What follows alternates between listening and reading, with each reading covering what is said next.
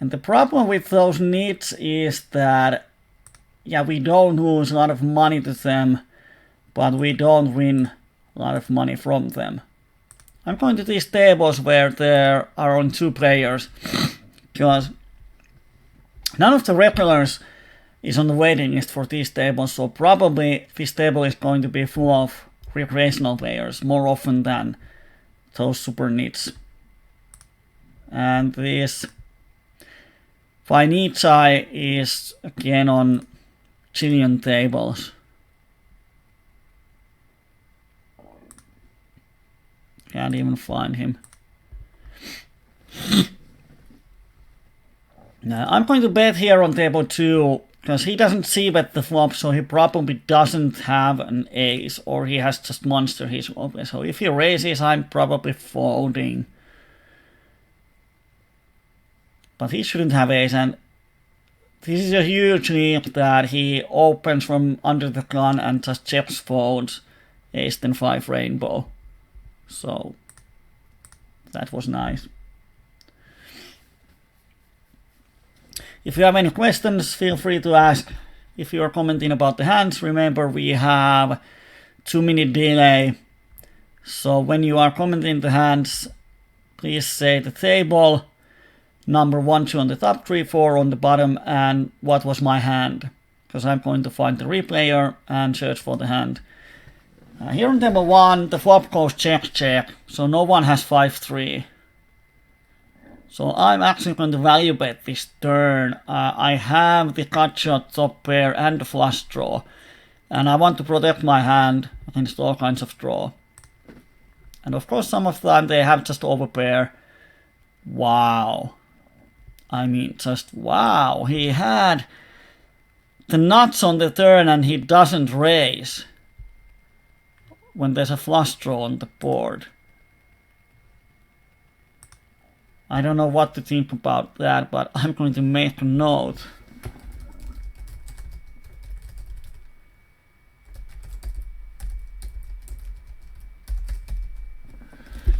And I'm going to make a note that it's a small pot. Because it might, have the flu. It might affect his decisions when the pot is big or small. Here I totally missed the board. So I'm just making a C bet, really exploitable half a pot bet, but I don't want to risk anymore. Because the opponent is probably not a regular, he's just a recreational player, he doesn't care if I bet 30 or 40 cents. And he calls the flop, he has a hand he likes, he's never folding it on the turn, I assume, so I just check back and he probably wins the pot with the flush draw. On table 2, the aggressive guy 3-bets us. And former he check folded on a flop that he should c-bet. So I'm actually betting this flop. If he has bare aces, he might even fold them. And he does. So, super strange. I'm going to make a note on that too.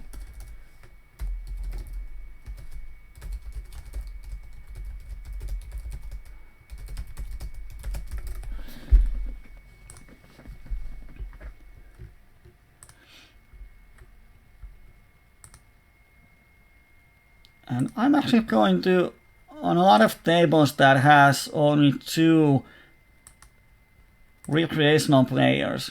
Because as we saw here, well, table 1 is still empty and table 2 is almost empty, but this guy is, I'm actually going to mark him green. I really want to play with this guy.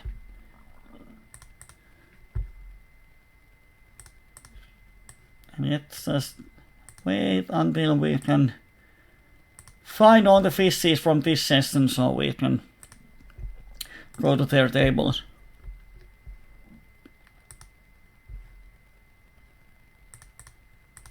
Table 3 I'm going to open. The deuce is a dangler, but none of them is 3-betting much, so I don't have to be afraid of 3-bets that much.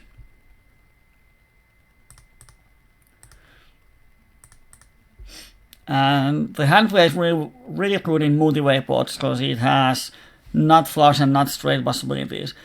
Every time when you open a hand from UTG, you have to be prepared to play multi-way pot. And now the opponent donks, I have nothing, so I'm not going to make moves without some information. How many tables I play today? Well, 4 on the screen, 1 to 4 on the outside, depending on how well we do, because we have only 13 buy-ins in our roll. So if we lose a few more buy-ins, we can't really play 8 tables. But I'm just trying to find the good tables. And now I got a nice seat from one of the tables right to the left of the fish. Ooh. Yeah, I see bet this one. I have the cut shot and some back doors. And on this turn, I'm going to barrel. Should have a lot of folding equity when the board pairs. Neither one of them is super aggressive. Yeah, from 4 to 8 probably. We have a flip on the outside table. We have the top pair and cut shot, some backdoors, $1 into pot of 450. We have to call. And he has just an ace high, and we probably win the pot. Yes, we do. He had a flush draw too. We had a 50-50 flip on the flop. Happens a lot in PLO. That's why a lot of the recreational players that formerly played Hold'em are now playing PLO because there's so much going on and you get more flips. Here this GG guy 3-bets once again, but as long as he just check folds, 3-bet pots, I'm just happy to play with him. Now he has position, so it's different. Now we have top pair, and if he has bare aces, we have 40% equity. Let's see what he does. He checks. So I'm going to value bet the turn against aces. And I would assume that if he has a flush draw, he would bet. And for the 3rd time in a row, he checks folds. Twice in 3-bet pot and once in normal pot. Wow. It's like printing money. So if he raises or c-bets, we know he has a hand. Which makes it super easy to play with him.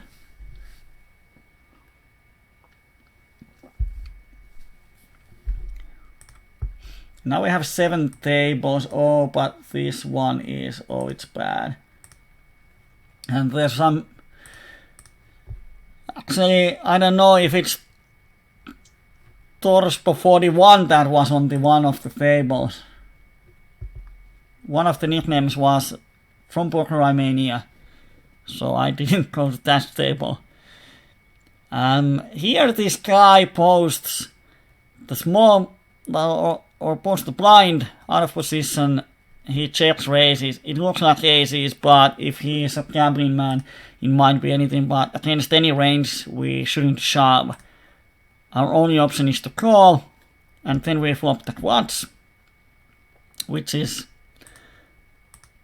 quite nice. Of course, now the only hand we can get value is the aces.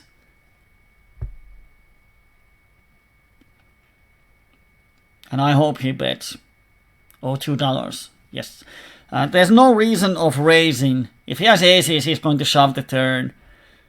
So I'm thinking like if I have jacks or queens and I call. And wow, I hope he has aces because it's so good to be on the quad side. As long as the river isn't ace. And he shoves and we call and he has a jack high. I really hope he had aces because then we could even have some tension for the river.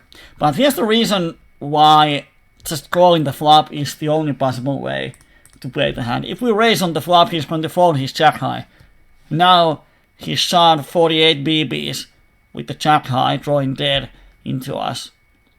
So if I raise the flop thinking, well, he has aces, he's getting the money in anyway, so I can shove. The problem is that if I shove on the flop, I lose 48 BBs as value. So definitely don't raise.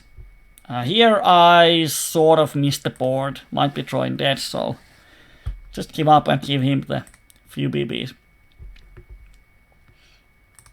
Number 1 with 3-bet aces and this GG guy folded. Wow, it's like you shouldn't have these type of players. He's 63, 39, 16. So he's playing a lot of hands. But on post-flop he's playing so passively. We have a flip on the outside there, but we can get the money in. Yeah, I know Torspos Pokernik doesn't...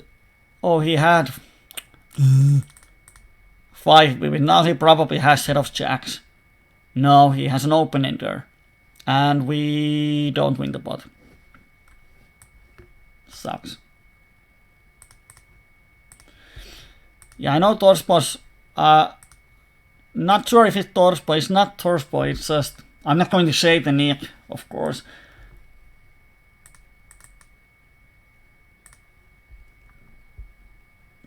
But...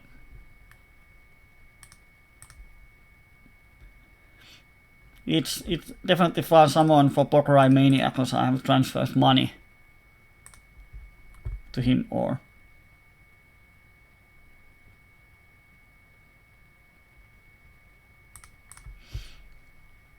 The Elpelon guy who is playing 20 tables has time to chat with me, which is kind of strange. Yeah, he overcalled with pocket kings.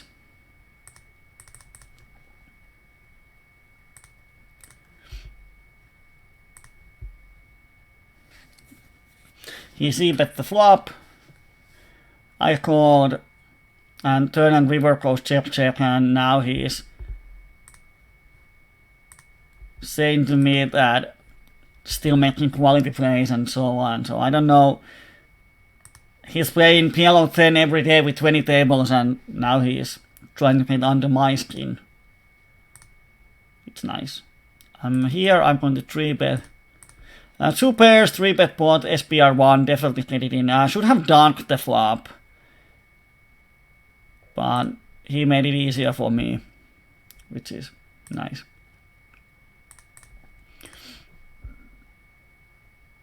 And we put the money in. Oh, he just suckered on us. First he made a straight, then he made a flush. We might be behind. Yeah, 36, 2 pairs versus a lot of outs. Here Clawfinger raises us. We have 2 pairs and open-ender, and it's a 3-bet pot, so I think we just have to get it in. And he has the straights, which makes sense, but we suck out on him. And we had 42% on the flop.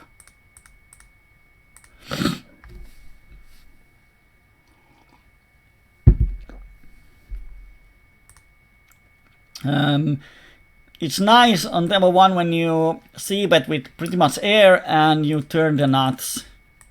Oh, I haven't said that while in a code since that I turned the nuts. I love the sound of it. And then you river the quads. Well, we are probably not getting any value, because he probably has a draw, but it's bet something. Hope if he has like queen, he might go pocket kings, I don't know. But yeah, if he had a set, he would have shoved at least on the turn. So when he goes a turn, he has a draw and we don't get any value. But 2 quads in the first 20 hands. Pro is asking how is life? For life is life. Na na na na na na. Or how they say. Life is actually good. And now when we have had a few quads, the life is even better. This guy... Well, I'm going to c-bet.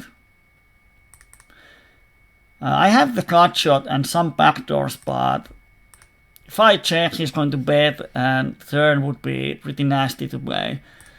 So I'm going to c-bet, And when he calls, he has something. Now we have to check back and see what happens on the river.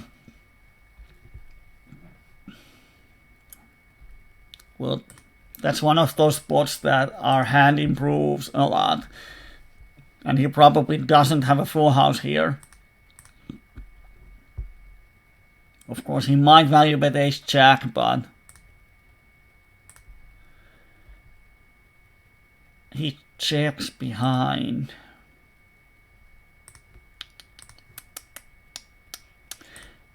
Can we get value from something?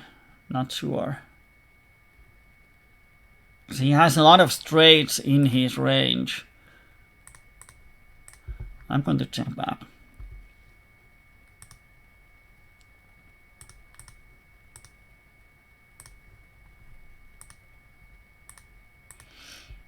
I might have made a small value bet, but if you bet too small, he might raise, and I don't really want to bet call.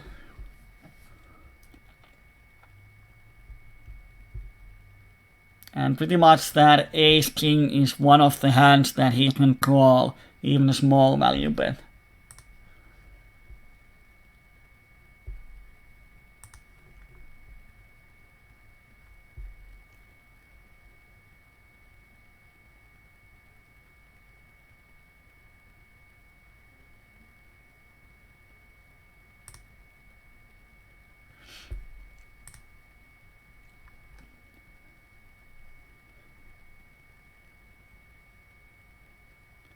Could I have checked what ace is? I could have checked what ace is if the action would have been different, but here I bet the flop, I bet the turn. Now if I check the river, it's really suspicious. And, well, of course, if we are sure he has a draw, it's the only way to get value. So yeah, I think checking the river is an option. At least we give him an opportunity to make something stupid. Here I wasn't really sure about the river call. But this is exactly the reason why you can do those. Min 3 bet doesn't really mean a strain, and we flop the overpair and not flush draw. And it goes checks through. And I have always said that action defines range. Here is the 3-better. So if this guy has full house or trips on the flop, he would bet it. Because the c-bet, the guy who should c-bet has checked. So I don't think he has 8-3 or 3 or 8s in his hand. He don't have the trips or better often. Of course he might have even the quads, who knows. On the turn he bets 30 cents in the pot of 2 and 10. He is somewhere around 67-8 with pretty much at that point 10 hands. Post flop aggressions were 100, 100, 100. So he has pretty much bet on every post of situation with these min bets. I call, and on the river he pots. And of course this looks like a full house, but now pocket 4s, pocket 9s are the possible full house. Pocket 9s would be pretty rare, so the only hand that I would be scared here is pocket 4s, which would make sense, but then why would he bet so small on the turn? To me it looks like that turn is an information bet that was used in 5 years ago. He makes a small info bet, no one raises, he thinks no one has a full house. So he pots the river. Might be a bluff. So I trust the reads, especially with this player. I know his turn and river aggressions are huge, even with the small sample size, but I'm gonna call, and he has just a 10 high flush. And I really don't know the logic. If he had total air, I would understand it, but when he has the flush, I just can't understand why he pots the river. Probably he thinks he has the best hand, but that doesn't make sense either. But once again, his line doesn't make sense overall. So there's a huge possibility that he doesn't have the hand he's representing. But of course he might be just a fish who thinks that I have the flush, it's good hand.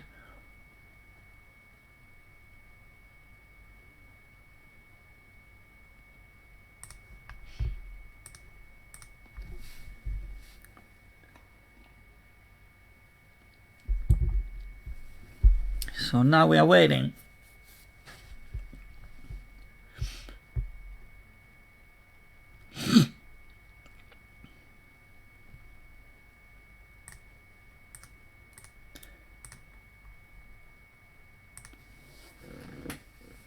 Not sure if PLO10 is actually watching the stream because he can't be found on the search. Or was it some other need that we searched yesterday? Not sure. But Elpelon plays PLO25 too. I think we watched his tables yesterday. Well, at least he knew me, which is kind of strange because I play PLO10 like once a month. And PLO10, PLO25 only in coachings. Not sure if you have watched. But if you have watched, please join Poker Mania, Mr. Elpelon. I know a lot of fleets from your game. I can help you.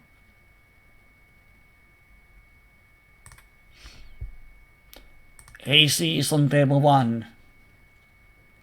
Just talk during this week with one of my students who was transferring from Hold'em to PLO. And Hold'em players love PLO because you get aces pretty much 4 or 5 times as often as in Hold'em. In Hold'em you get aces 1 out of 220 hands. In PLO you get 1 out of 40 hands or so. So if you're playing like 4 tables, you have pretty much aces once in an orbit, or 1.5 orbits. Here I bet the flop to get value from some random overpairs. People love to call with overpairs on these flops. And now when he pots the river, if we just fold here aces, it's super exploitative if the opponent knows it. But I haven't seen this as a bluff from pretty much anyone on PLO10. Probably not in PLO25. People don't call flops with air just to float out of position and pot the river. So I'm just going to give up.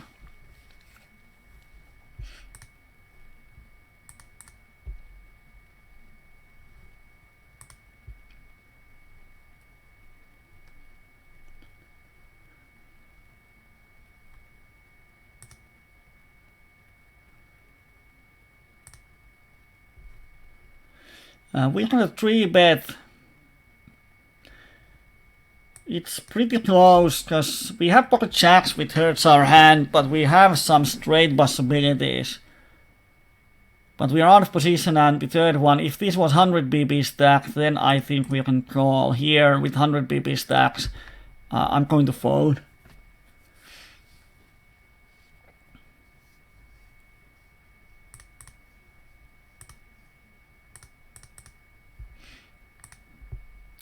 We flop on table 3.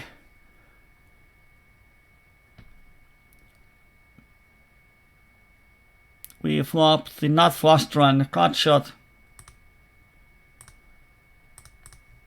And opponent bets. I think the best play is just to call, and we turn the straight, but it's far from the nuts. It's the third nuts.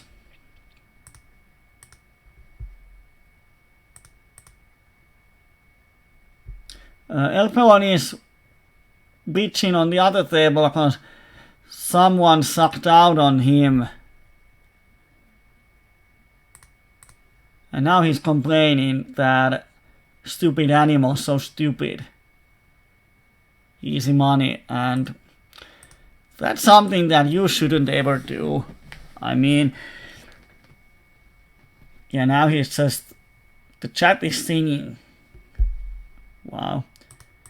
That's the most stupid thing you can do on poker tables, is that when you have a bad player on the table, you start to bitch about his play. Like, you're complaining and telling him how bad he is.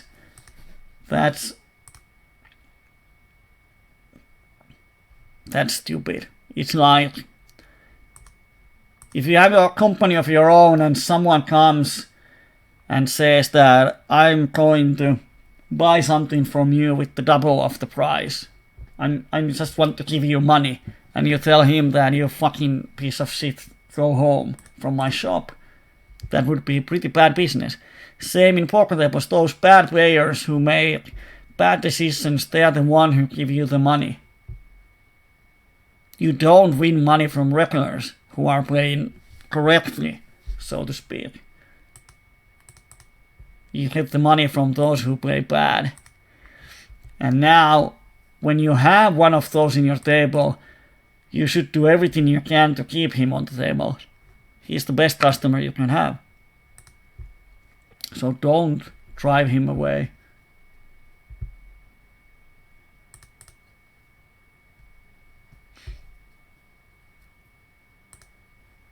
Yeah, sometimes they suck on you. Sometimes they hit one outer. It happens. But when all of those fishes and coin stations are gone, you would be sorry. If you have a table with 5 regulars, you are not going to win a lot of money in the long run. And then you're complaining on the poker sites that, oh, the poker is so hard. Nits everywhere. Poker is dead. Well, you killed it yourself.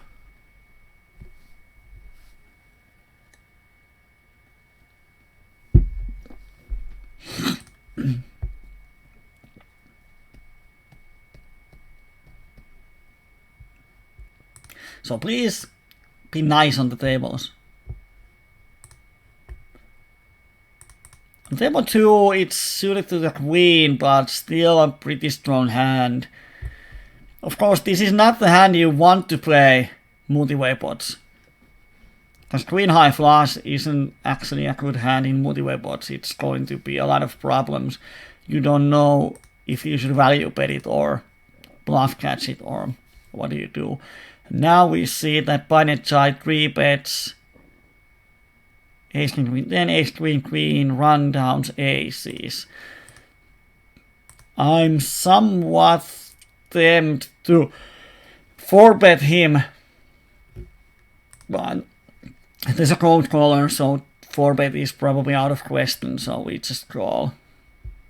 Here we flop the bottom set with the cut shot. I'm going to raise, and if he has like 2 pairs, he might get it in. And if I call, there are so many turn cards that complete a straight. Like any card from ace to 9. And deuce doesn't complete much, so I actually value bet the turn. And he's so shorty, I should have shoved. It's a mistake. Silly me. And river is the worst card on the deck. He has 55 cents, so I have to bet it if he has... What can he have? I don't know, but if he has 2 pairs, he's going to call in. I should have bet it on the turn. Because now, if he turns... Oh, he folded. Why re-raise triple 3? Third nuts and the flush draw. The reason why I raised it, because he might have a set. That's the only reason. Because, let's open the hand. If he has a set, he bet the flop. So if he has a set, and he bets half a pot, if I don't raise him and he has a set, I don't win any money. And half a pot looks like 2 pairs a set.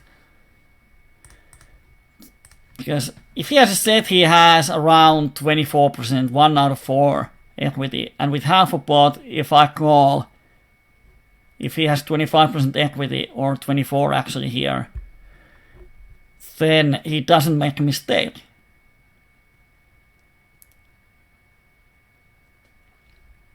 Because he's not going to give me any value on the river, and if the board pairs, he can get value from me, but I don't win anything. So if he has a set and I call, it's a mistake.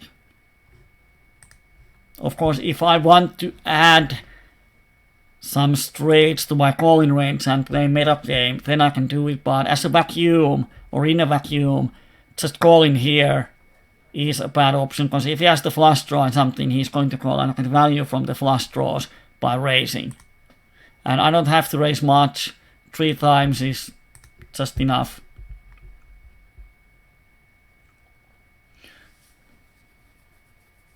So that's the reason why I raise. Force my opponent to make a mistake.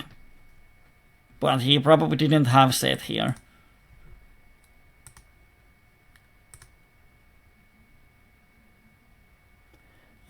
Two pairs, but someone bets into 4 people, so he has straight pretty much always.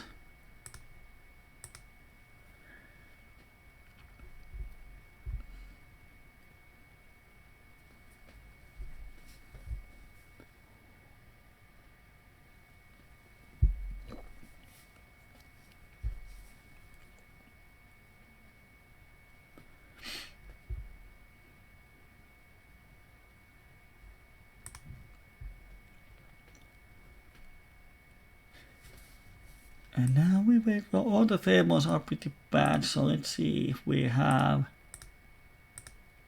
Oh, we have so many nits. There's one table with Greece players. Can't be bad.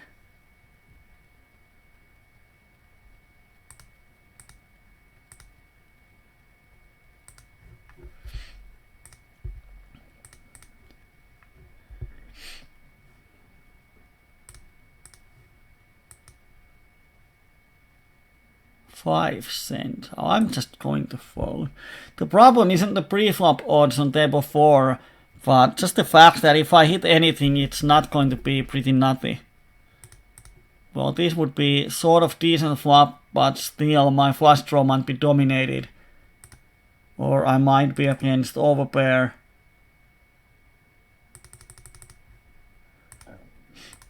So this type of queen 4 5 5 is just going to flop problems if it hits.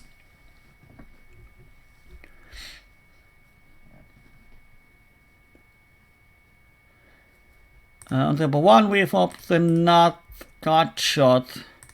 I'm just c-betting, make my life simple. This GG guy folds a ton if he doesn't hit the board. So we have position on this Pato Saraku, whatever. And he's probably going to fold if he doesn't have anything. So here, once again, c-bet won the pot to us straight away. If I check, there's no way I can represent a strong hand on the turn. So if opponent bets, it's going to be a really problematic spot. And instead of just giving up, I always like to at least try to win the pot.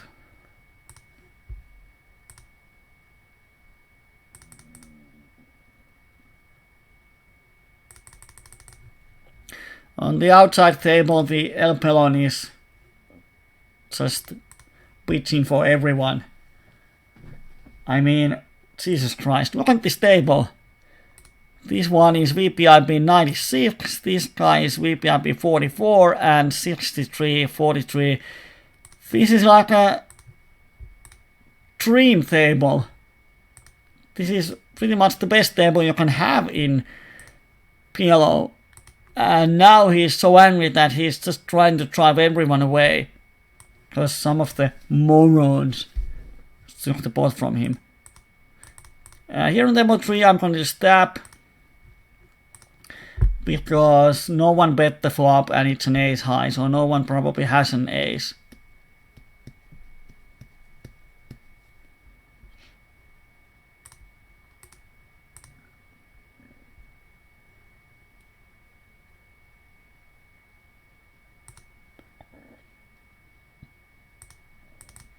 and I'm going to barrel the river. And he has ace king. He had an ace. It's so strange he didn't bet the flop. Wow.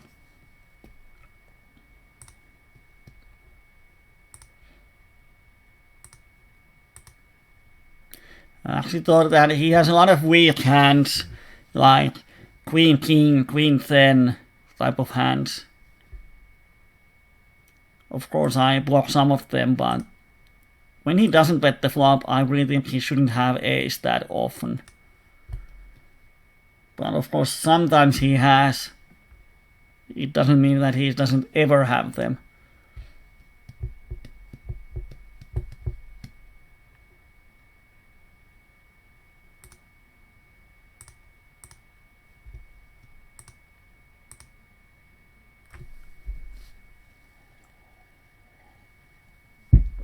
We have a lot of green players today. Here's VPIP 47. Sweet. 73. 45. Well, yeah, 45 is green. Pretty much anyone over 40 is a green player, definitely. And then when we have a bigger sample size, if it goes down, then we can change it. Here I'm going to make a half pot c-bet. He can't call without a flush, pretty much, or a set. So it means that he's going to fold at least 1/3 of his range.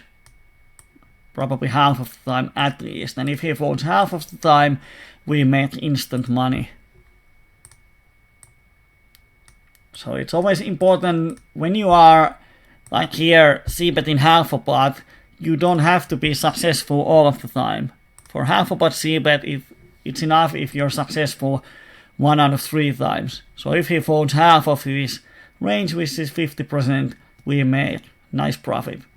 And 50% calling range on this board is super wide. It's like any 2 pairs, any flush draws, any straight draws. And I don't think he's calling with straight draws.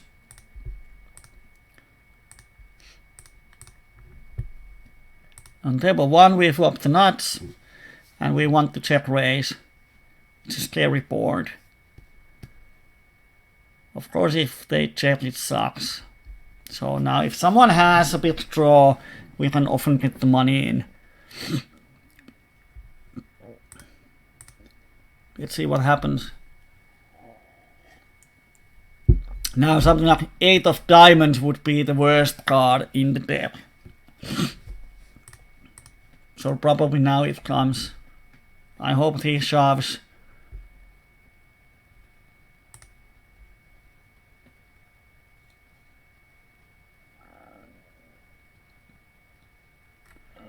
And he does, which is great. We can get guaranteed plus EV move. And we probably win one board and not the next one.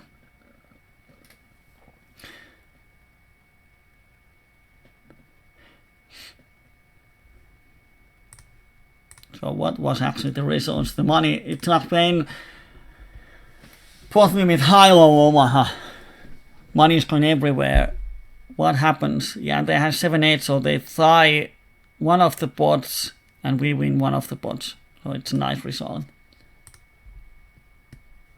What's the rate of diamonds? No, I wanted to say, oh, he had it. It sucks. But the jinx works there. We get the money in on the flop. Because if they just call and, well, 3 of hearts is good, but if their turn is 10 of spades, it would suck. Of course, we get the money in because the flush doesn't complete, but that's what happens PLO so often in PLO is that you have flopped the nuts and then you get most of your money in and turn completes every draw out there.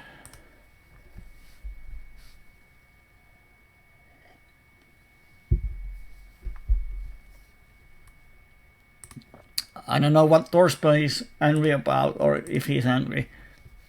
You don't always know what's in his mind.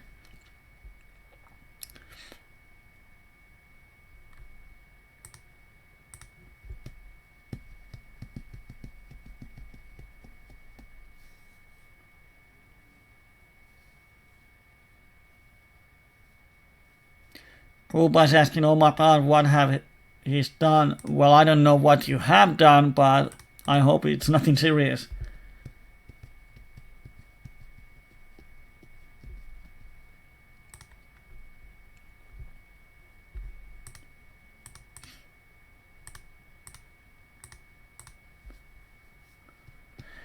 Oh dear. On the outside table, this shorty min 3-bets. Well, it's a second 3-bet. And we flopped the second set. I think he's a shorty. And it's a min 3-bet. And his second one, he might have more than aces. So we have to get it in. And if he's thinking, he probably doesn't have aces. Ooh, the tension goes up. And no, he has ace queen 8, so he's drawing 2 outer. And woo, we won the pot. Sweet.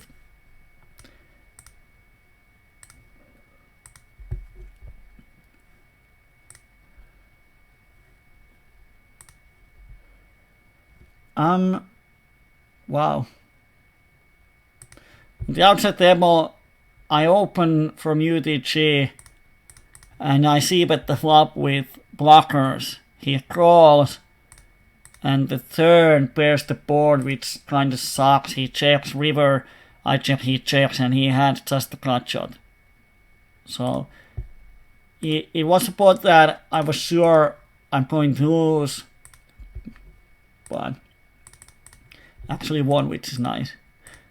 On demo 1, there's another 3-bet. It's not even a pot, and one cold corner. Of course, we're going to call. And here on table 4, I'm going to check back the turn. And now, if he bets the river, I'm going to call. He has a lot of missed flush draws in his range. And it goes check, check, and he has 3 pairs on the turn.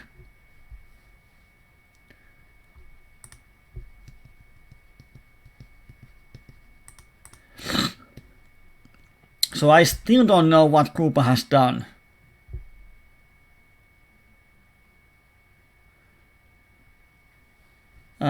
Well, Kuba, you haven't jinxed. Actually, I think we are making profit so far. Of course, we have over half an hour to go.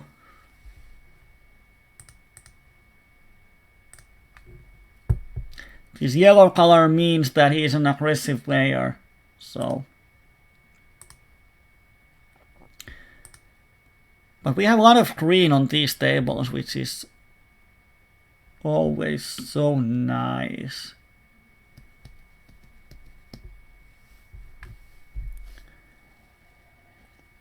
Because there has been some coaching sessions where we have had nits all over the place. On table 2, I'm going to 3-bet. Of course, we're deep. It might create problems. He's super aggressive. But I want to isolate him. This hand doesn't play that well in multi-way pots.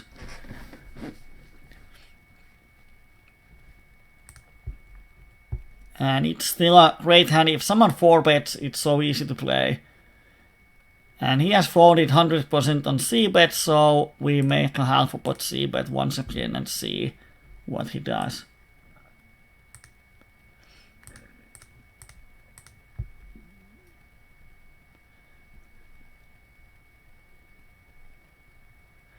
And he thinks so, he probably has some kind of a hand. And he calls. Now the problem is that his calling range has a lot of flushes.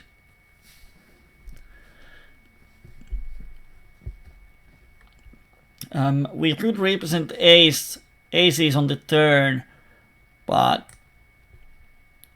I think he has a lot of flushes in his range, so when he calls the flop, I'm just giving up. Even if the board pairs on the river, I don't think he's ever folding a flush to 1-bet.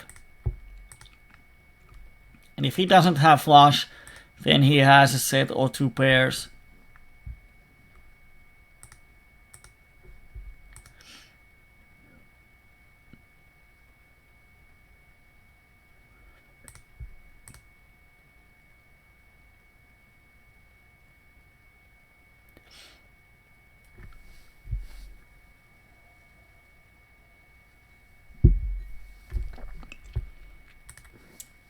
And now we wait.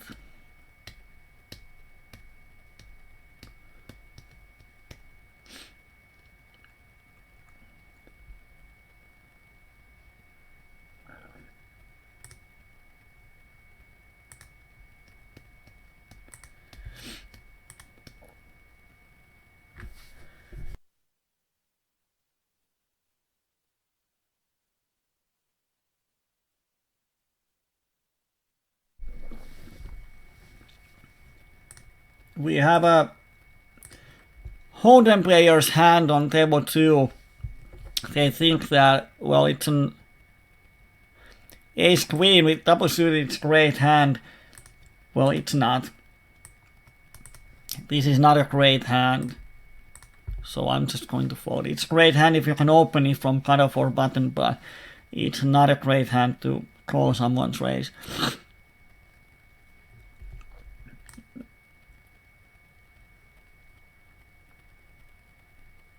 Nice flop on table 1. Of course, the problem is that we can't really much get value from anything. So I'm just going to call here and hope someone comes along with the straight draw.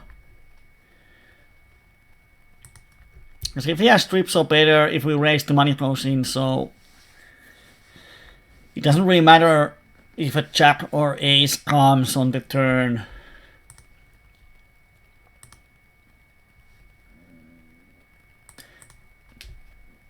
Now it's more interesting if the turn is a black and he pots, which really looks like pocket queens. But let's see what happens.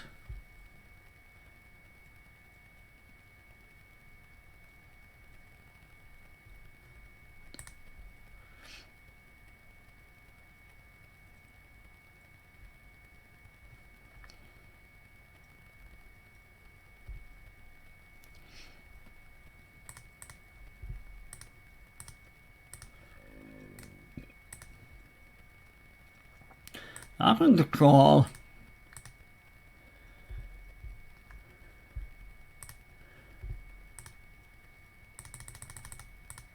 And now we can make a small raise.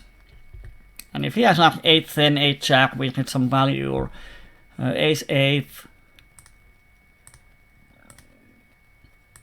And we did get value, and let's see what he has.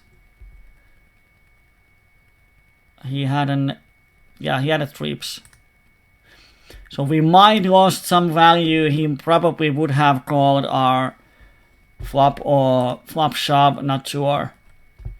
But this way we get some value from this guy, and if he doesn't have the trips, we get more value. And we can nice, we got 87 BBs on the pot. On table 1, the guy called our river bet with pocket kings, which is nice. Here I fold my crappy kings to a 3-bet. I don't want to cold calling.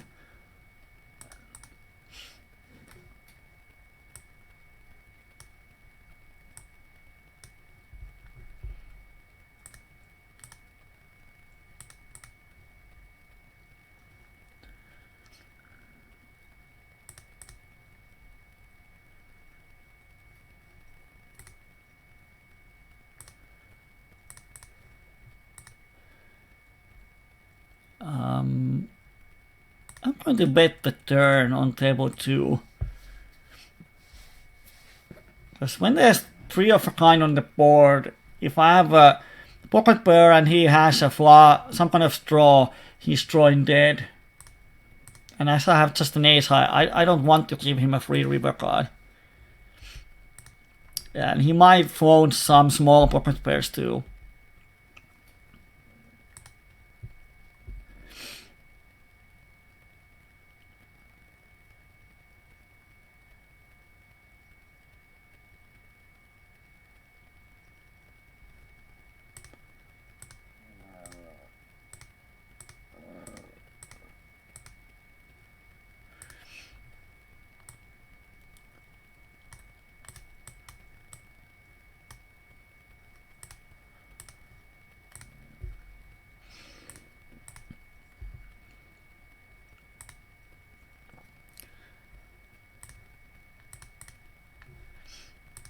I'm going to see. There are the same regulars on every table. I'm going to 4-bet this by Nietzsche guy. He 3-bets a ton here, and now he 4-bets on me.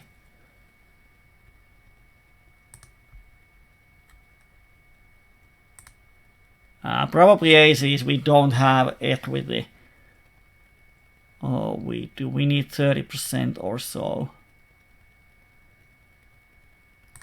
Well, should have thought that, but I really think that he doesn't have aces that often, and now we are probably going to lose. But yeah, he's blocking all of our outs. But he 3-bets, like if he 3-bets 16% in position, and blind versus blind, it's over. But even if it's 16%, it means that like not 90% of his range is other than aces. This time he had the aces, so it sucked.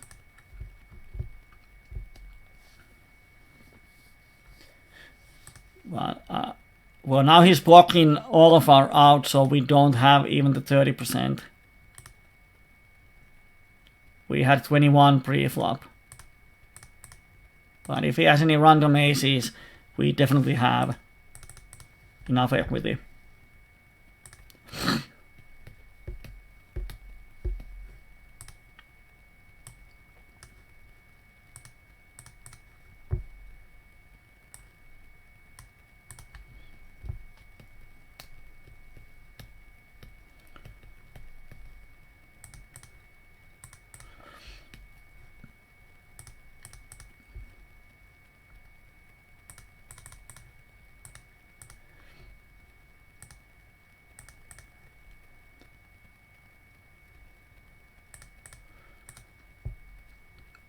This guy dumps the flop.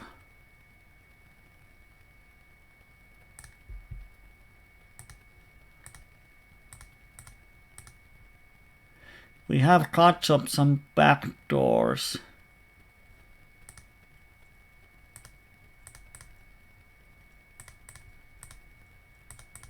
I'm just going to fold. Because he's 49 and 8. I don't think he's ever dunking that often with the bluff.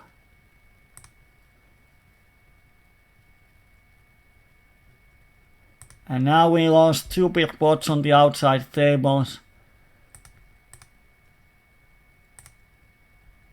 One is where we 3-bet the flop and barrel the turn when the board pairs. There's a second deuce on the board and some German guy just shoves on us.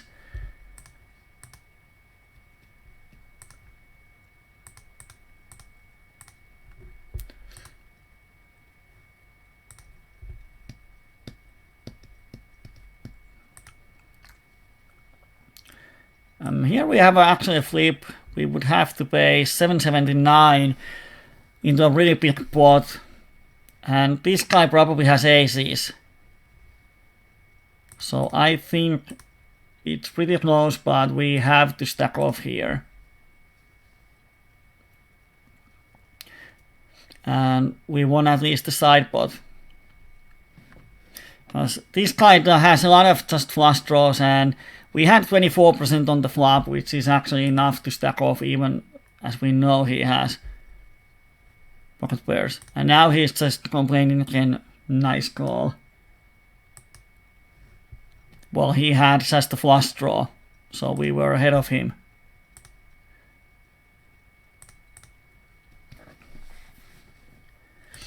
Of course, it's a nice call. Here, this guy don't, we raise, but don't get any action.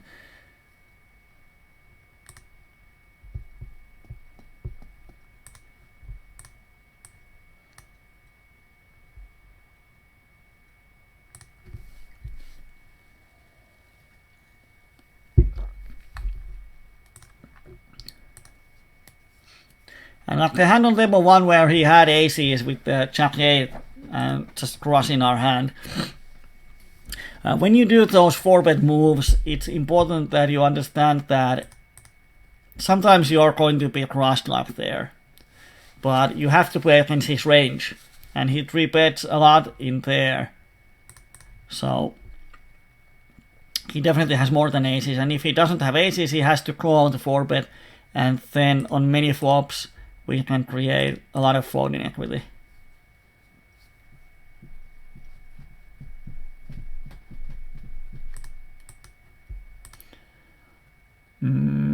Ace high, I'm going to c-bet it.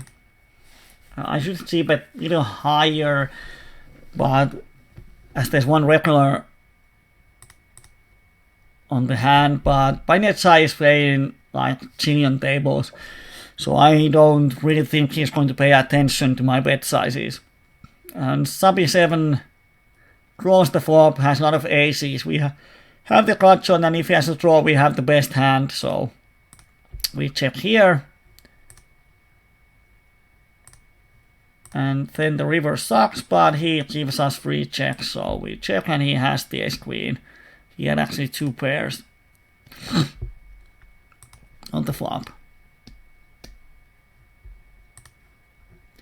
And here I'm going to value bet on table 2 the river, because no one has bet the flop or turn or river, so probably no one has a flush.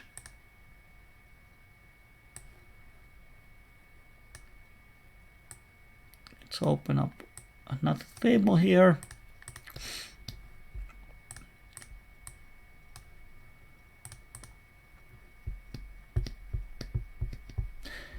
And what comes to our profit or non-profit, I have no idea. At one point, we were over the $28 losses I made yesterday. But now I am not so sure, because we lost 2 or 3 big pots, or even 4. But we have over half an hour to go, so let's see what happens.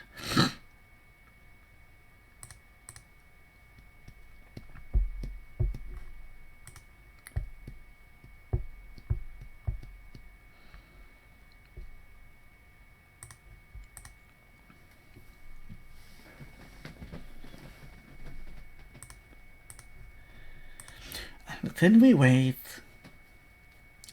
How's the stream going on?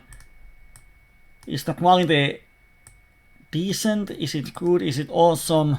Is it horrible? Is it changing? Just give us feedback, because I have no idea what it looks like on your screen. On my screen it's perfect, but I have no idea how the stream works, so please give us your opinion.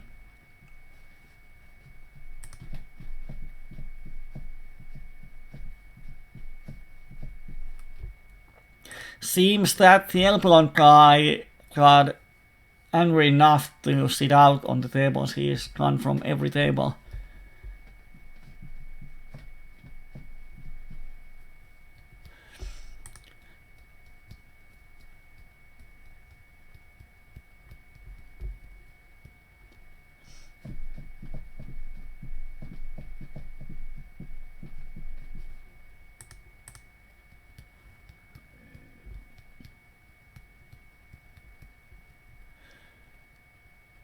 And I'm just going to 3-bet it against this shorty.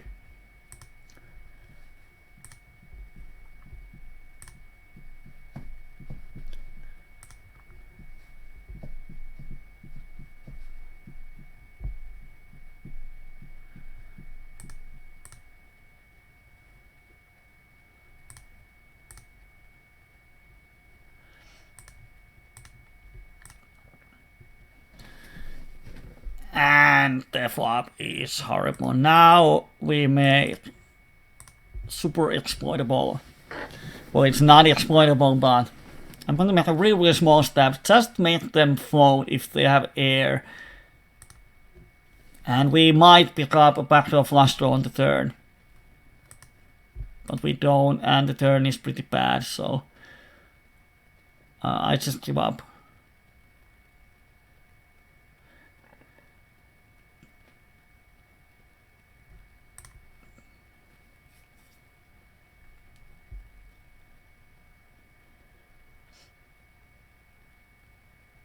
So the stream is working. That's nice. Oops. Miskin should have 3-bet for pot on table 3, but well, he's a shorty, so it doesn't matter. And then we flop the set, which happens 1 out of 4 times. So we'll get the money in if he wants, but he doesn't.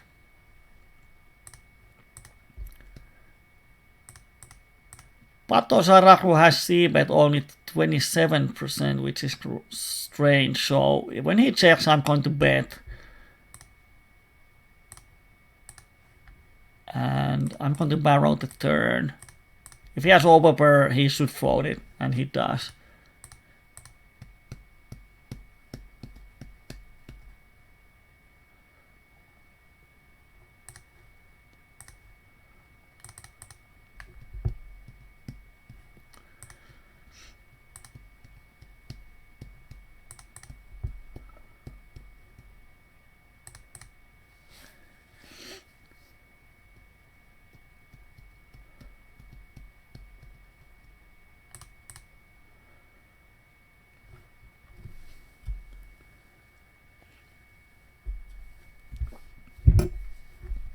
Decent hand on table 4. There was some action going on the outside tables that had to concentrate a while.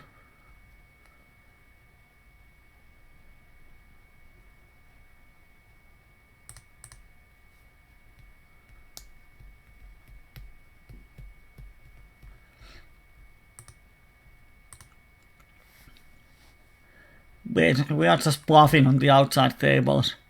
I have the overpair and top pair, so I'm just betting to make people fold all kind of garbage. And if they just call, they shouldn't have sets that often. So on some of the turns we can actually make moves, but the jack is really bad one. Because the 8-9 just got there. And now we hope to see a free river. He has been super aggressive. I would assume he bets. And 7 is actually a good card for us. Because now we beat all jack 10s, 10-4s type of hands. And if this guy bets, I'm going to probably call. Oh, he bets half a pot.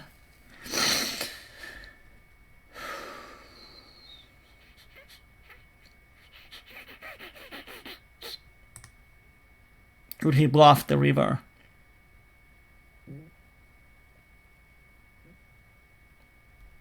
Well, I think he can. So let's make a hero call. And he had, wow. This flop call, well, he had a cut shot on the flop, so sorry. I was wrong. Almost said that his flop call is stupid, but yeah, non-nut cut shot. 0 outs to the nuts. Go ahead. And he bluffed the river because the reason why I think we should call the river is it's a half a pot bet. Looks pretty fishy. And he doesn't raise the flop. It's a 4-way or 5-way pot. On the flop, if he has 7-10 or set, he should raise. And he's going to raise it on the flop. He's a shorty. But he doesn't, which means that the only hand that can have a trips or full house, it's just random 7 or pocket jacks. And random 7, not sure if he value bets it on the river or not.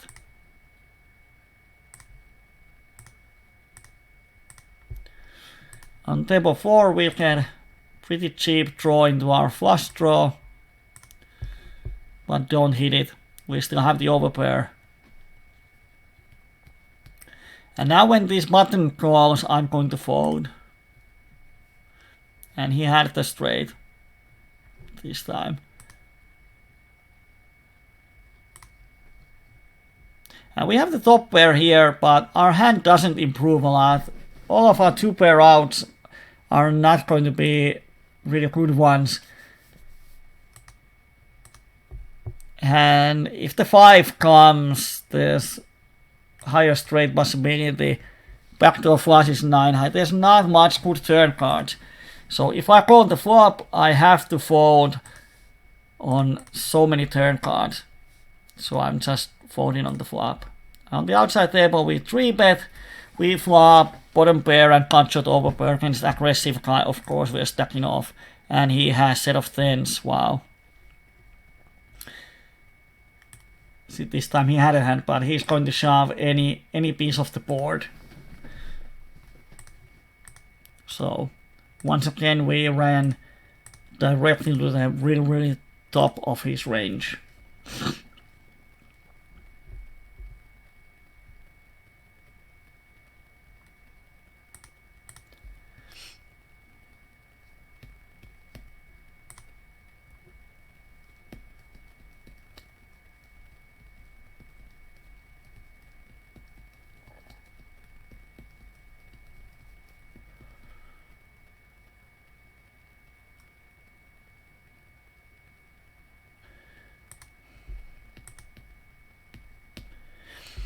On table 4, I think that binary side doesn't have the flush often. So he might bluff this or value bet some thin hands. The problem is that if I raise, I can't represent the flush, because when the flop goes check check, I should have bet my flush here. And 7-8 is such a thin bluff catch. I'm going to fold.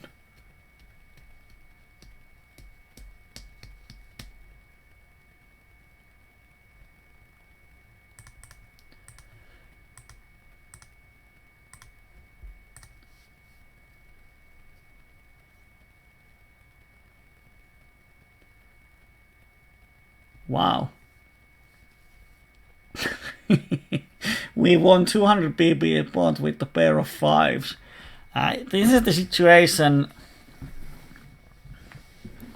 It's a 3-bet pot. So we have to stack off lightly. And we have double cut shot and middle pair. And he had a huge wrap. So not even sure who is the favorite there. On the flop, yeah, we had 63% because we were blocking a ton of his outs. But yeah, you don't often win 3-bet pots with bottom pair.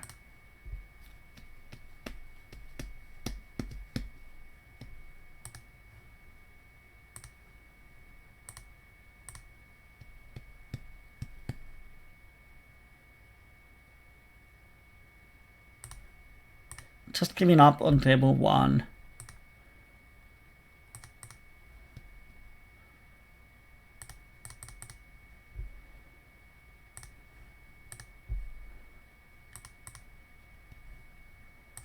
On the outside table against the aggressive player, we actually 4-bet, flop over pair and not flush draw. And I make a really small, under half a pot bet to induce something. And he min raises, which looks like nuts. But he doesn't have, he has what he has.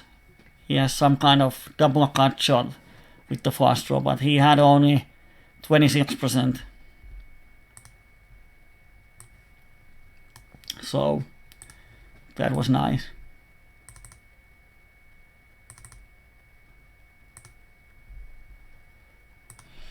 On the table 2, I have a huge wrap on the flop. I bet on the turn, I get even more outs. I bet and river pairs. He has raised, he shouldn't have set. I have a set in my range, so I'm betting the river. I have 10 high in my hand. So of course I bet the river, only way I can win the pot. And he folds as he should. On table 2 we turn the set, and when we check the flop, when we check the turn, he can have a lot of hands that he's bluffing us, so we have to call. And when the river doesn't pair, well, it goes check check, which is a great thing. And he had 5-4-1. Oh, we won the pot, yeah. I first looked at we lose the pot and I was like, what? But we won the pot, which is nice. Oh dear. Here's one guy. This is why you don't make, or I'm not saying you don't make, but why you shouldn't triple barrel so blindly. He flops a set, he calls flop and turn, which is standard, but on the river I have bet flop, I bet turn, I bet river, and he snap calls the river with the set. So, especially if you want to make blocker bluffs in PLO10 and lower, this is what you don't do, because people don't fold if they have a set, even on the river. On table 2, the guy is sort of short if we have the nuts. We just get it in and see if he wants to. Here the guy donks for a pot after we 3-bet. I'm just going to shove. And this time he had ace-jack, but we have some outs. And we get there on the river. And he has set of 7s. And can we dodge? Yes, we can. Another reason why you shouldn't slow play nuts on PLO10. Or pretty much anywhere at micros against unknowns.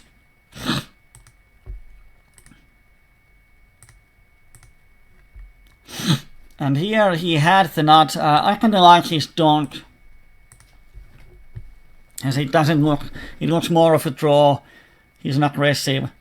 But if I just call, he would have like half a pot behind on the turn, so there aren't any turns I can fold my hand, and if the board is jack and he has total bluff, then he might just fold it. Of course on the flop, if he has total bluff, he's folding it, but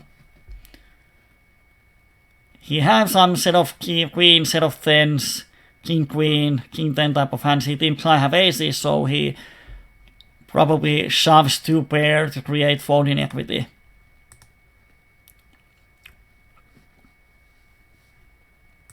So, often when we are playing with like 60 BP stacks or 50 BP stacks, it's quite simple. Because it's only a 2-street play. You don't create any nasty river decisions with small stacks. Here we have top pair, second nut flush draw. We bet. He calls 2 players. I don't want to induce anything, so I just bet the turn.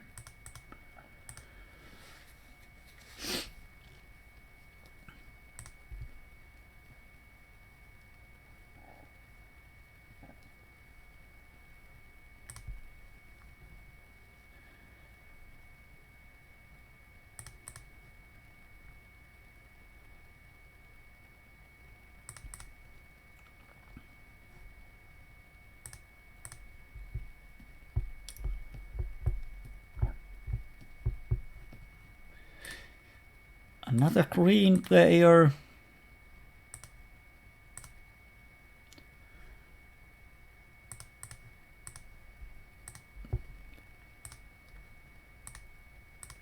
I'm going to check raise him.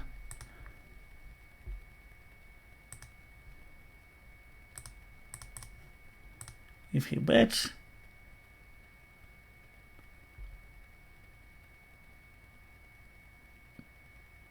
But I'm actually going to do this one.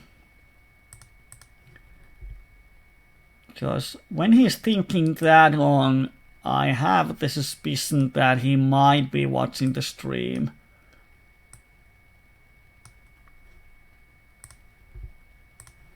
So I'm removing the tables that he is on to my other screen, just to prevent any abusing.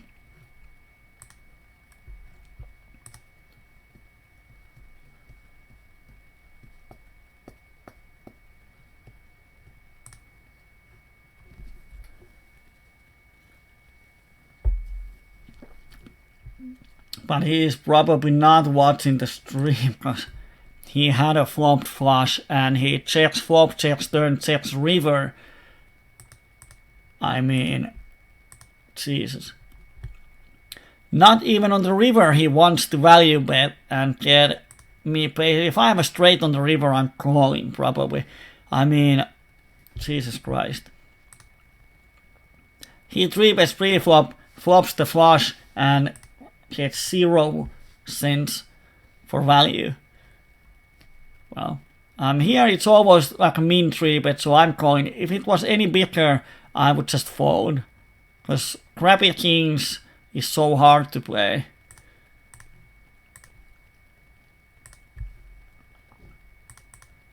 But on the river, I'm just value betting. And he folds, it's so strange. I don't see why he doesn't c-bet the flop when he 3-bets pre-flop, and now he actually gets ace-high flop. That's the reason why you 3-bet with wide range. You can represent aces.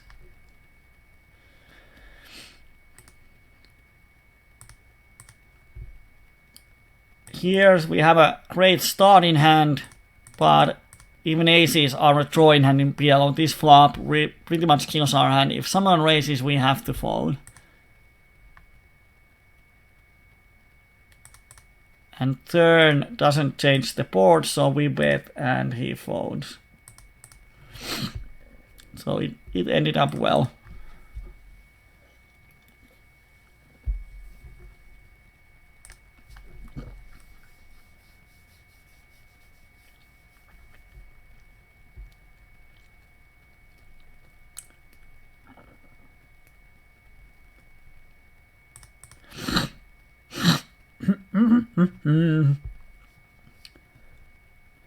No one has said anything in the chat for the past 5 to 10 minutes.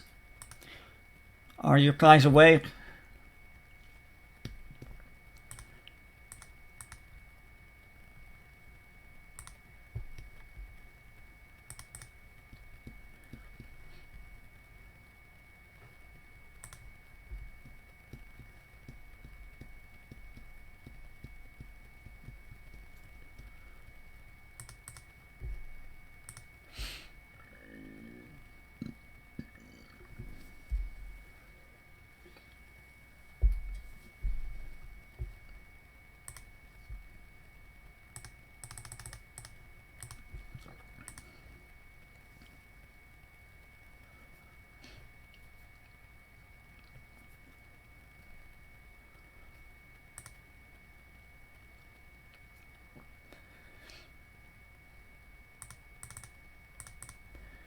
On the outside table, we made some moves. Here, Glorian, or how do you pronounce it? Glorian opens and check calls the flop. Either he has a draw or he has some kind of overpair, so I'm not going to bluff him.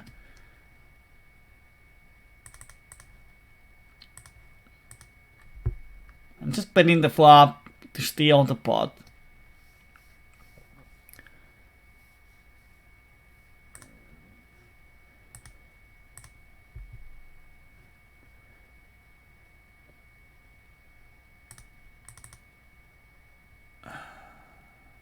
King, I beat, he is just random. I'm going to check back.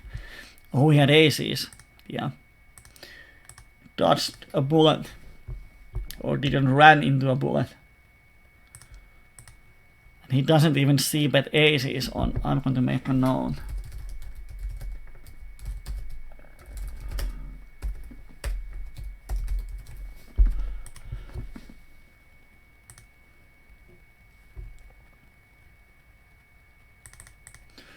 So here on the replayer, I open button, two calls, high flop, middle pair, and flush draw. Damn. Middle pair, flush draw, I made the c-bet. Check back is also an option. And here he min raises me back. I'm just going to call.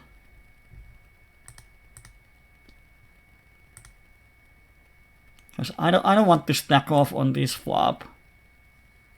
Or we would have so much better hand, but he sucked out. But I think when he has an pair, cut shot, and flush draw. Even if we raise, he would have called, and on the turn the money goes in. So result-wise, we saved $15. So I don't want to check back because,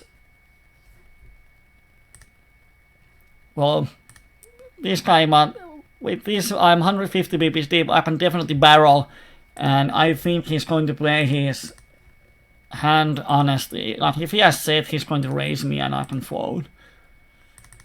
He calls, and if this guy folds, it's a great situation. I know he has a draw. Turn is a blank. I bet he calls, and my idea is to pretty much bet any non-spade river. And river pairs, which is great. I have the pair of eights, but he might have king in his hand. He might have pocket jacks, jack, jack, 9, 10 type of hand. Ace 8 with the flush draw. So I don't want to check the river. And he shouldn't have a hand that it's easy to call the river.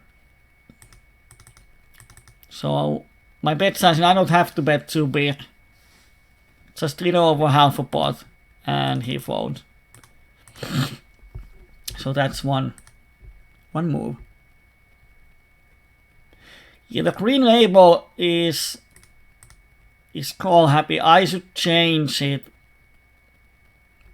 I'm actually going to change it. I'm going to change it. Good customer. So it doesn't mean that they are actually call happy. They might be aggressive ones, or they have some kind of thing that makes them good customers. Like someone might play really nitty pre-flop, but they spew money post-flop. They might be good customers. But overall, it's players with high VPIP.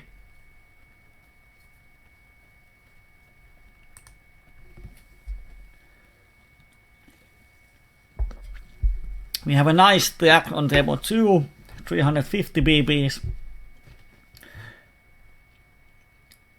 1000 BB stack is something to achieve. I never had it on PLO50, but on PLO25 and over, I've had it a few times. 10 buy-in stack on the table. It's always nice when you have 10 buy-ins on one table.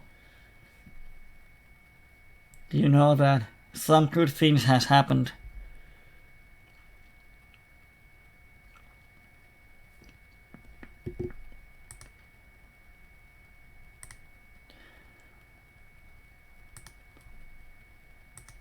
On table 1, it's strong enough hand to raise, because when we hit, we want to win a big pot. Every time when you have a hand, like we have big pot hands and small pot hands, and the more nut potential you have, the more often you will have a big pot hand. Every strong hit on the flop means that you want to play big pots, and this type of hand, when you have ace, king, queen, jack, with even high suit, it's a big pot hand. If you hit anything, you have a damn strong hand. So definitely open instead of imping. If my hand was weaker, like 9, 8, 7, 6, I would just see the flop. But these hand flops more often those nuts than the 8, 7, 6, 5.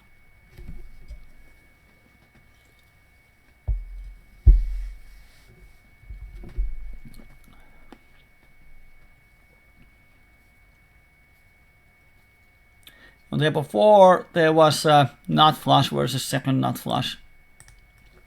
Happens so often in PLO, that's why. You always want to hit the nuts instead of second nuts. For some hold'em players that are transitioning to PLO, it doesn't necessarily seem like a big deal if you have a suited ace or suited king. They think that king high flush is almost as strong as ace high flush. But in PLO, there's a huge difference. Here we have top pair cut shot and flush draw. I would have stacked off, and on the turn I'm definitely betting. We have a fold in equity. If he calls, we have a lot of equity. We often have the best hand, and even if he shoves, we have equity to stack off as he's a shorty. I'm set out on table 4. Let's bring another table where we have a situation we flop not open-ender and not flush. Pretty much the thing that when you have suited ace and rundown in your hand, this is the thing you wanna hit.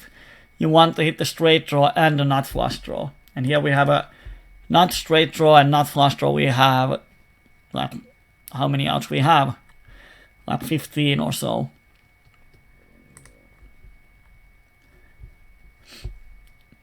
And 15 outs is pretty much.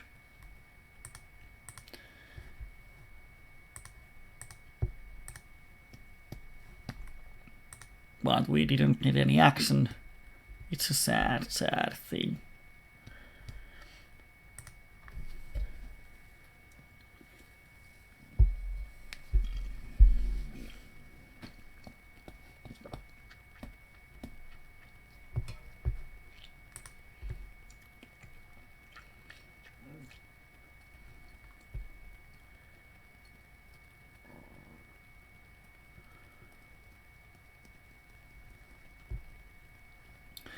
Ace is on table 4.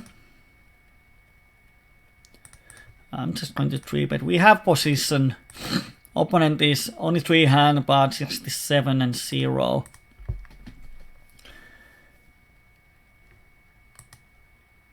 And we get 3 callers. 2 cold calls from shorties. I'm going to call and see the turn.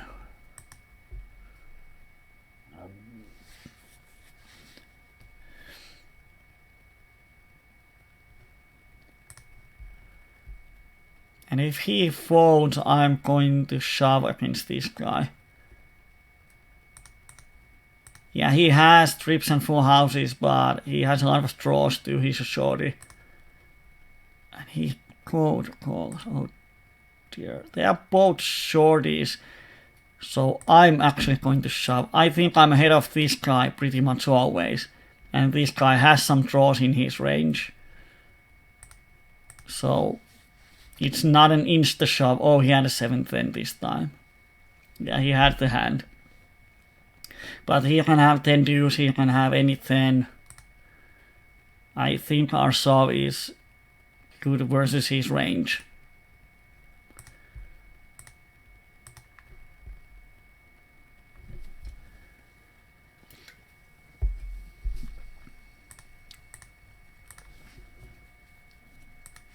On table 2 we 3-bet, and he's from Greece. He's a green by nationality.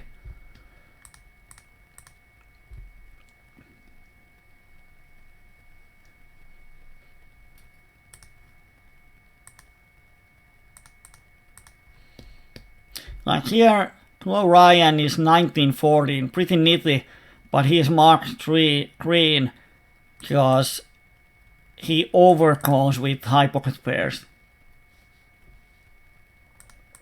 And here we have a great hand. Just going to bet the turn. We have open-ender, flush draw, top pair. We have almost everything. And we have, oh, how do we proceed? I think I'm going to just check call. He has some jack 10 high flushes, but he also has king high flush.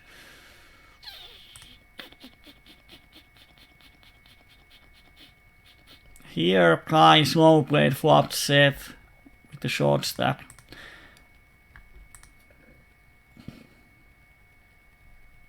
I'm actually going to shove. He has jack and 10 high flushes. And like if he calls here with king high, jack high, and 10 high flushes, we make profit with our raise.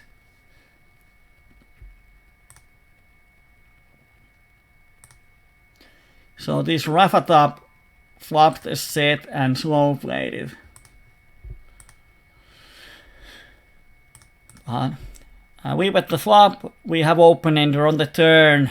We have open-ender top pair and not flush draw. Of course we're betting, and when he shoves we have to call.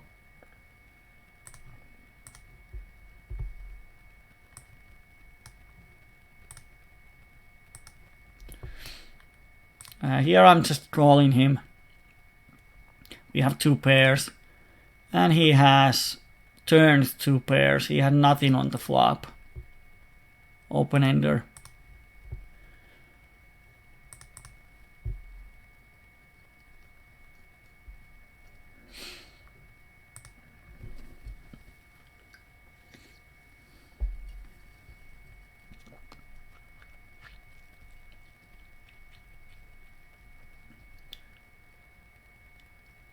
I don't know what happened on the previous hand, because no one has anything and they have a huge pot.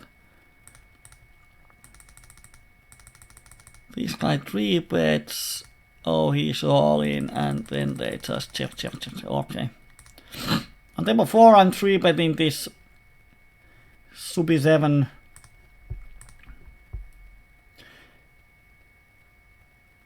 We have an ace blocker, which means he shouldn't have aces that often.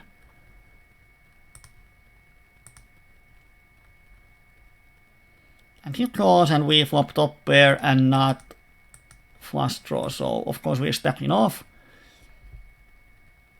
And on the turn, it's a great card to barrel. And just prevent him from drawing. There's 2 straight draws on the board. So we don't want to bet too small. Like half a pot here would suck. Because if he has any kind of wrap, he gets the odds more or less. Of course, our club denies some of his outs, but I would bet big here with aces too. Now I have kings. Even with bare aces, I bet big.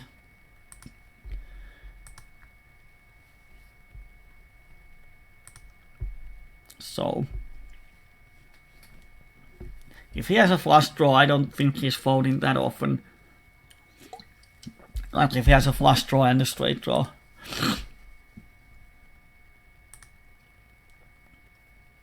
Hello Ryan, 4 bets. He has 4 bet Queen Jack 8 before, which is interesting. His 3 bet range is 3%, so that has to be some kind of tilt push.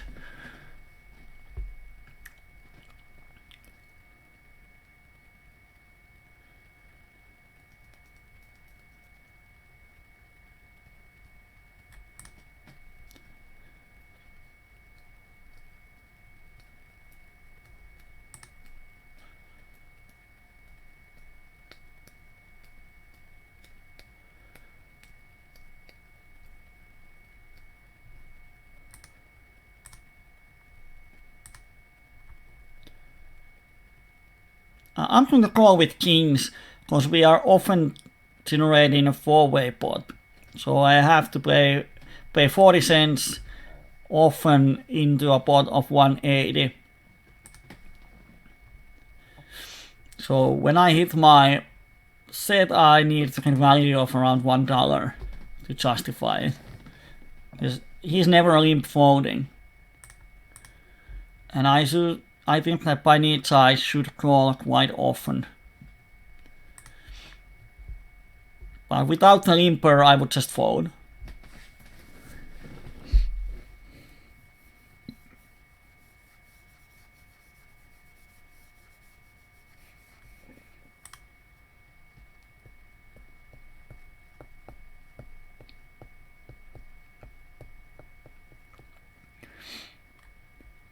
We have double suited queens on table 4.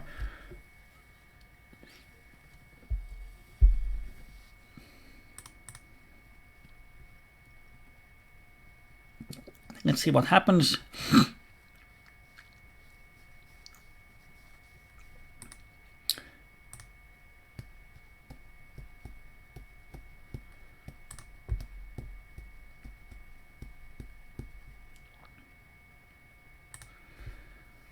And we flop pretty much nothing.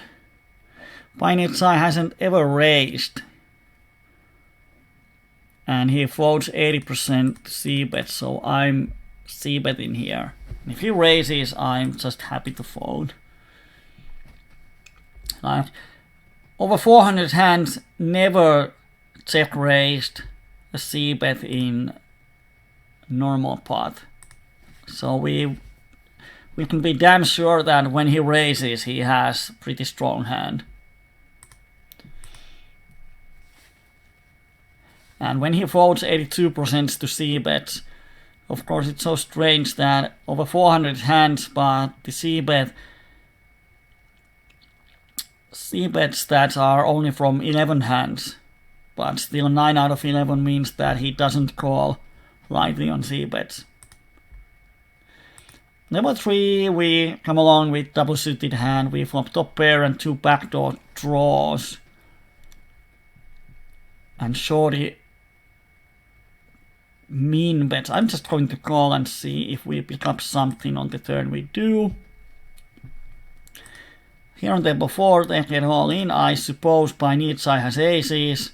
I don't know what this guy has, but there shouldn't be a reason to think.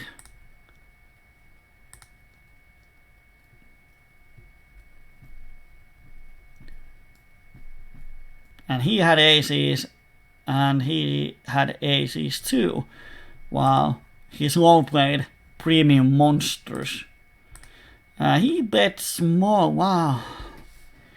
Well, this Ukrainian guy calls this bet, so he probably has something more than me, so I can fold. And he had a set, wow, I'm going to make a note.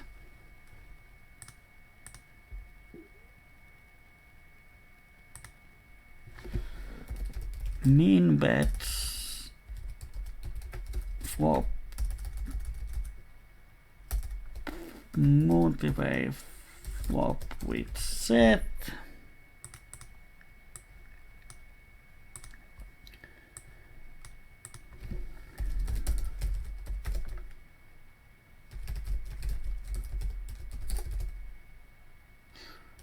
Out of draws.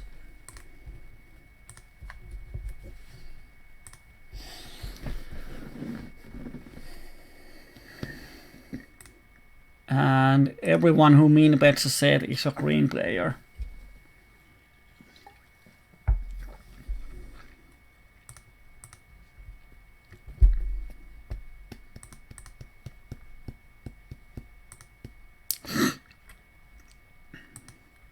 I think we are going to close the session in few minutes. And then we are going to combine the results with yesterday's run bad and see if we end up in profit. I think we should. We have profit on almost every table so far. We lost 3 or 4 100 BB stacks, but here we have won 3. We have $26 on the outside table, and we have closed some $20 tables too. So in theory we should be winning, but you never know. PLO always amazes me.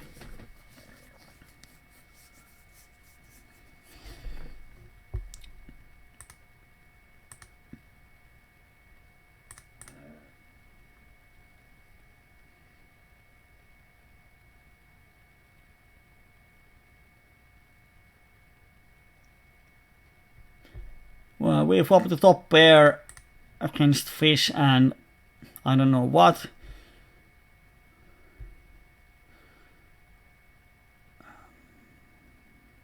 I'm going to barrel the turn. Of course he has ace of spades often in his hand, but people, especially at micros, people call flop with almost anything. And then on the turn, when the pot gets bigger, they don't want to call unless they have a strong hand. So overall, among the recreational players and these 40-19 type of players, especially at PLO5, PLO2, when there's a lot of recreational players, the fold equity on the flop is pretty small. People just don't fold on flops. But on the turn, they fold a lot. Here I'm going to stack off, and mathematical fact, if someone has pair straight, I'm going to make a small raise. Hope he comes along with the draw. If someone has a small straight, then I'm a favorite. Yeah, he had 5 to 9. He had a straight, I was 51% favorite. So the mathematical fact, 2 pairs and flush draw is a slight favorite over a straight. I'm in a small race because we are deep with this guy, and if he has some kind of draw, I want him to come along. So don't race for full pot.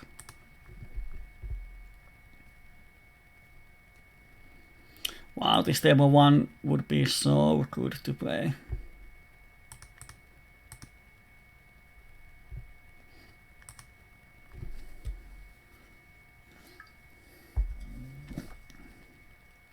And he donks for a pot, I'm just folding. Has ace so often.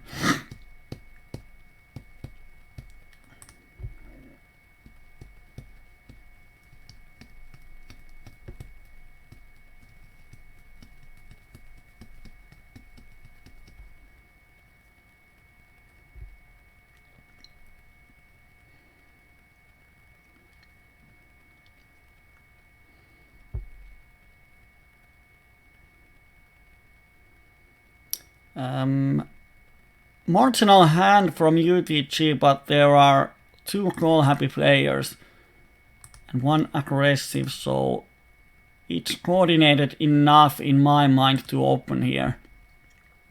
And wow, they all fold, which is a great thing. We got 1 call,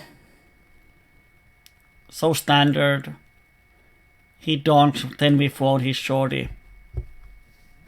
If he was bluffing, then so be it, he had the pot. If he checks, we bet 30 cents. And if he calls, we give up. Pretty straightforward.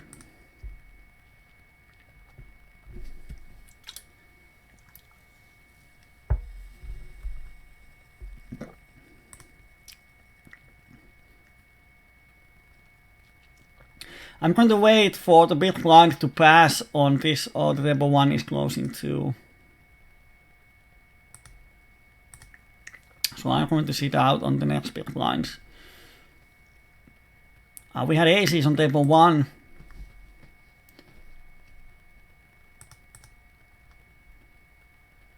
One crappy situation.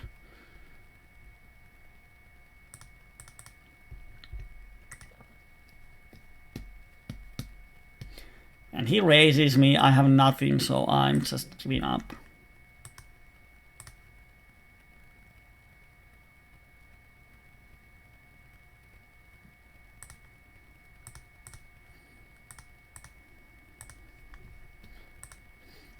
And now we have nothing going on any of the tables. On table 3 I crawl because they are pretty aggressive. This tableton is quite aggressive and there are green players. So if we hit hard we can get nice value. But then we just miss the board. Nothing we can do.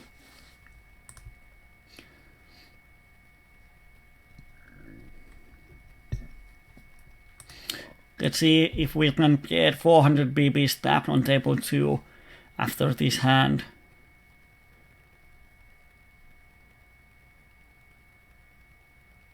Oh, come on, you want to call. No, he folded. I'm opening for full pot because there are 2 green players behind me. Of course, this Glorian is not exactly a calling station, but probably not good enough player to notice any changes in bet sizing. Like he's c-betting only 25%. Can't be a good one. Totem is the flop. Grease guy has never folded flop.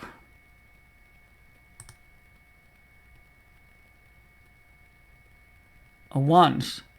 Why does that is? Well, I have to try. I bet half a pot. Make him fold air.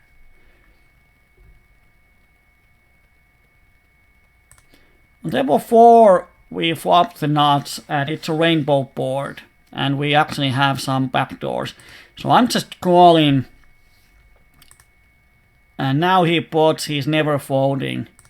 I can shove, and he calls me, and he has the same straight with the redraw actually. Wow. Damn. I thought we won a pot there. Greece guy, he's a green. Brazil guy played 3 out of 5 hands, don't know yet. Too bad we don't get a bigger sample size. But he's not reloading. I'm going to mark him green. I'll change it later if he turns out to be a good player, but his avatar says I love donkeys, and he's probably sort of a donkey himself. Isn't that ironic?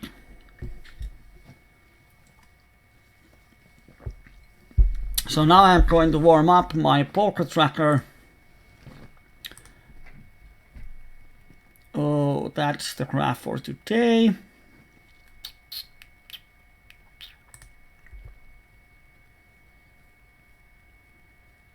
Okay. I know how this went, you don't. We have one hand on table 3 still coming up.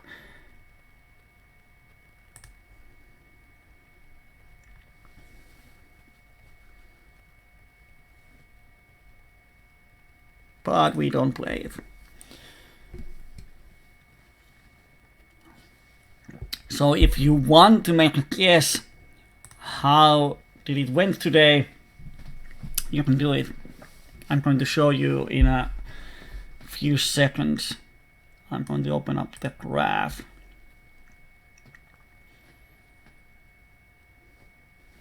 Wow. Well, not wow, but interesting.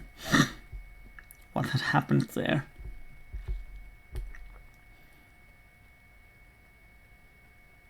One question that has been on my mind so often, I'm just forgetting to ask it, that now when I don't have my headset, is the sound quality better than it was previously when I have the headset and the microphone in front of my mouth? Because, well, I haven't watched all my videos on YouTube because I know what happens in them.